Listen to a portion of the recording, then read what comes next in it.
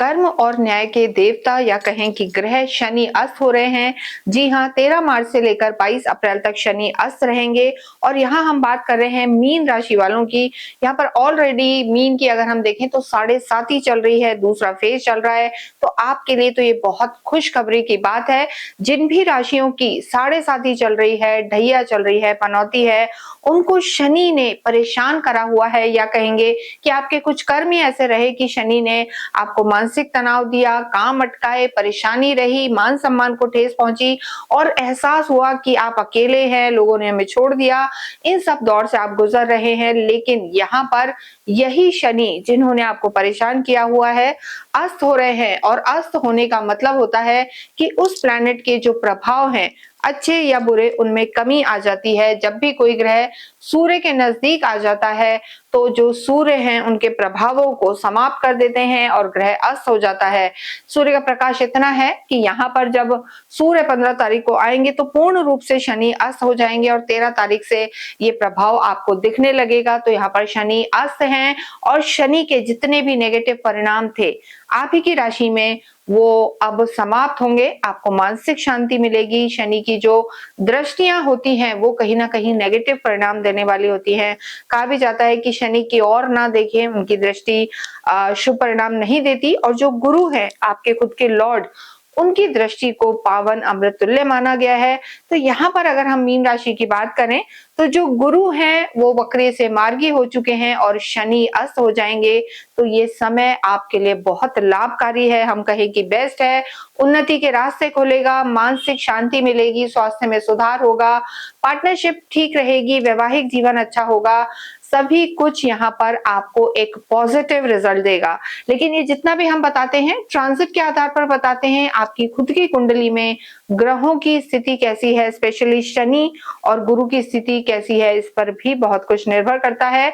तो आप चाहें पूर्ण फलादेश तो हमें अपने डिटेल्स भेज सकते हैं नीचे दिए हुए नंबर पर और उसके बाद हम आपको बता सकते हैं। लेकिन यहाँ पर इन जनरल अगर हम देखें तो शनि अस्त होकर मीन राशि वालों को बहुत राहत देने वाले हैं 35 से 40 दिन और इसका पूर्ण लाभ आपको उठाना चाहिए।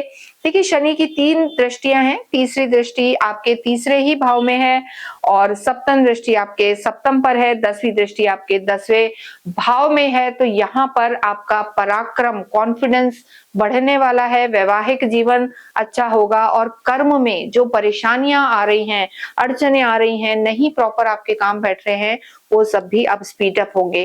लेकिन सबसे पहले अगर हम बात करें आपके स्वास्थ्य की, तो देखिए स्वास्थ्य में जो परेशानी थी सबसे ज्यादा मानसिक तनाव, जो पीछे अभी मीन राशि वालों को बहुत परेशान किया हुआ था, क्योंकि शनि का 7.5 का जो दूसरा चरण है वो कठिनाइयों भरा होता है। रिश्तों में मधुरता समाप्त हो जाती है, मानसिक तनाव रहता है, नींद की दिक्कत रहती है। तो ये सब चीजें यहाँ पर अब दूर होने वाली है। लेकिन जब सूर्य प्रवेश करेंगे तो आपको अपने टेम्परामेंट पर कंट्रोल रखना है, गुस्से पर कंट्रोल करना है, वाणी का ध्यान रखना है। लेकिन यहाँ स्वास्थ्य में सुधार होगा। लोअर बॉडी पार्ट में जो दर्द चल रहे थे, तकलीफें थी, उनमें भी आपको राहत आएगी। स्टमक से रिलेटेड जो दिक्कत थी या फिर जोड़ों में दर्द था, ज्वाइंट पेन, हड्डियों में तकलीफ थी, उन सब में भी आपको राहत आने वाली है। लेकिन यहाँ पर हम यही कहेंगे कि टेम्परामेंट को कंट्रोल रखें, ब्लड प्रेशर का ध्यान रखें। सूर्य के यहाँ आने से आपको गुस्सा आ सकता है, हार्ट इश्यूज रह सकते हैं, तो इन चीजों का आपको ध्यान रखना है। अन्यथा मानसिक शांति आपको मिलने वाली है और जो पहले परेशानियां थी नींद की भी, वो सब दूर होगी। तो स्वास्थ्य में लाभ होगा, पॉजिटिव फील करेंगे और खुशनुमा समय ये आपका निकलने वाला है। तो ये राहत का समय है मीन राशि के लिए, क्योंकि गुरु की स्थिति भी बहुत बेहतर है और देखिए गुरु भी आपके कहीं ना कहीं आपको बहुत राहत दे रहे हैं। तो ये दोनों मिलके, गुरु का मार्गी होना और शनि का सोना, गुरु का अतिचारी चलना, आपकी पॉजिटिविटी को बहुत बढ़ाएगा, क्योंकि गुरु आपके ही लॉर्ड हैं। इसके साथ अगर हम बात करें लव लाइफ की, तो देखिए जब भी 7.5 चलती है तो शनि जो है चंद्रमा को पीड़ित करते हैं। चंद्र राशि से ही 7.5 देखी जाती है। तो यहाँ पर चंद्रमा आपके लॉर्ड हैं, तो मन में बहुत सारी शंकाएं थी, डाउट था, आइसोलेशन था, बेचैनी थी या चिड़चिड़ापन था, डाउट था। सबसे ज्यादा शनि एक वहम पैदा कर देते हैं, तो वो चीजें यहाँ पर समाप्त होंगी। आप दोनों की बॉन्डिंग बढ़ेगी, टाइम स्पेंड करेंगे तो लव लाइफ भी यहाँ पर सुधरती हुई नजर आ रही है। वैवाहिक जीवन की हम बात करेंगे, देखिए शनि की सप्तम दृष्टि यहाँ पर पड़ रही है और ऐसी स्थिति में शनि की दृष्टि जो नेगेटिव थी, वो यहाँ पर शनि अब अस्त होके अपना प्रभाव खत्म करेंगे, तो वैवाहिक जीवन में भी यहाँ पर राहत आएगी। जिन लोगों का विवाह नहीं हुआ था, उनके विवाह के योग बनेंगे, क्योंकि शनि डिले करवा रहे थे, बात चलती थी पर रुक जाती थी, या कोई अच्छा मैच नहीं हो रहा था। लेकिन जब शनि का प्रभाव खत्म हो जाएगा, तो यहाँ पर आपके वैवाहिक जीवन की बातें आगे बढ़ेंगी। फैमिली लाइफ के लिए समय अच्छा है, आपका कॉन्फिडेंस बढ़ेगा सबसे ज्यादा, आप एफर्ट करेंगे, एक्टिव मोड में रहेंगे, और यहाँ पर आपके आत्मविश्वास को शनि बढ़ाएंगे। खुद पर भी आप विश्वास करेंगे और अपने पार्टनर पर भी करेंगे, ये स्थिति अच्छी है। लेकिन देखिए 15 से सूर्य यहाँ प्रवेश कर जाएंगे, वो समय आपको थोड़ा सा शांति में निकालना है। हालांकि वो समय भी 1 महीने का रहेगा, लेकिन सूर्य की दृष्टि सप्तम पर, क्रोध को कंट्रोल करना है, कॉन्फ्लिक्ट से बचना है, ये हम आपको जरूर कहेंगे। इसके साथ ही गुरु की स्थिति बहुत सपोर्टिव रहने वाली है फैमिली प्लानिंग के लिए, और जिनका विवाह नहीं हुआ है, नए रिश्तों में जाने के लिए समय आपके लिए लाभकारी है। कर्म क्षेत्र के जो अगर हम स्थिति देखते हैं तो कर्म क्षेत्र पर 10th जो दृष्टि है, 10वीं दृष्टि शनि की है, ये स्थिति भी बेहतर है। आपका मान सम्मान बढ़ेगा। अगर आप किसी भी तरीके से गवर्नमेंट से रिलेटेड कामों में है, तो आपको लाभ होगा, सूर्य आपकी लगन में आ जाएंगे। और इसके साथ कंसल्टेंसी का काम है, मार्गी गुरु की दृष्टि रहेगी, मैनेजमेंट आपका बहुत अच्छा होगा, कॉन्फिडेंस बढ़ेगा, घूम फिर के, ट्रैवल करके, यात्राएं करके अगर आप काम करते हैं तो लाभ की पूरी संभावना है। गवर्नमेंट से रिलेटेड कामों में सफलता मिलेगी, अप्रेजल्स, प्रमोशंस, मान सम्मान, रिकॉग्नाइजेशन आपको मिल सकते हैं। लंबे समय से नौकरी नहीं थी, ट्राई कर रहे थे, तो अचानक से कोई कॉल आ सकता है और आपको लाभ हो सकता है। लेकिन जहां आप रहते हैं उससे दूर दराज जाके आपको काम करना पड़ सकता है।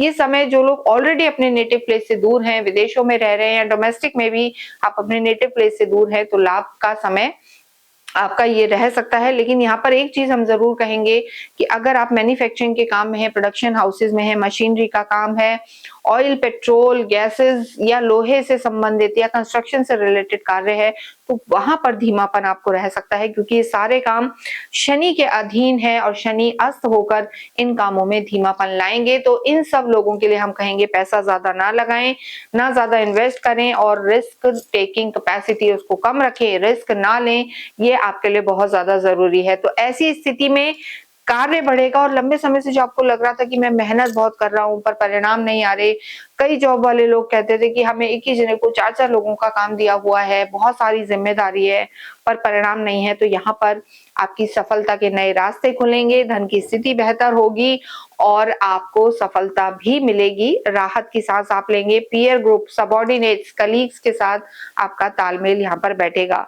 विद्यार्थियों के लिए समय अच्छा है, लेकिन मूड स्विंग्स रह सकते हैं। चंद्रमा 5th हाउस के लॉर्ड हैं, तो ऐसी स्थिति में थोड़ा सा आपको डिस्ट्रैक्शन नहीं रखना है और एकदम से परिवर्तन नहीं करना है। अपने सीनियर्स की, अपने मेंटोर्स, अपने टीचर्स की सुननी है तो आपको लाभ होगा। वैसे आपके लॉर्ड गुरु हैं, तो जितना अपने गुरु या गुरु तुल्य लोगों की सुनेंगे तो स्थितियां बेहतर हैं।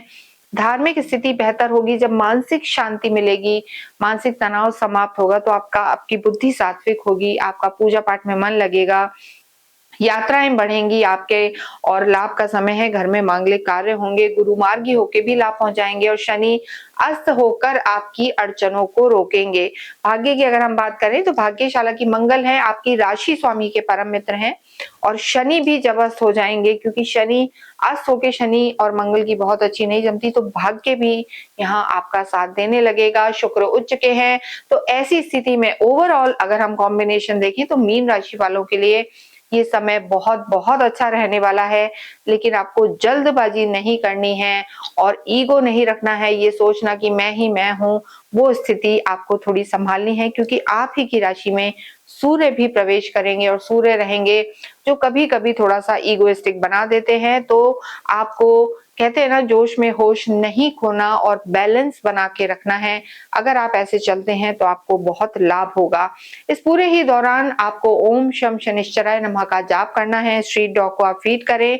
असहाय लोगों को आप चाय पत्ती या उड़द की दाल या काले कपड़ों का दान कर सकते हैं। विद्या से रिलेटेड चीजें भी अगर आप दान करते हैं तो आपको लाभ मिलेगा। इसके अतिरिक्त आप ओम ग्राम ग्रीम ग्रोम सा गुरुवे नमः का जाप करें और अपने लॉर्ड विष्णु की आराधना करें। विष्णु सहस्त्र नाम का पाठ करें और थर्सडे के दिन केले के पेड़ की पूजा अवश्य करें। इसके साथ ही इस वीडियो को हम यहीं समाप्त करते हैं। कमेंट बॉक्स में आप अवश्य ही ओम शम शनिश्चराय नमः या ओम नमो भगवते वासुदेवाय लिखें। Thank you.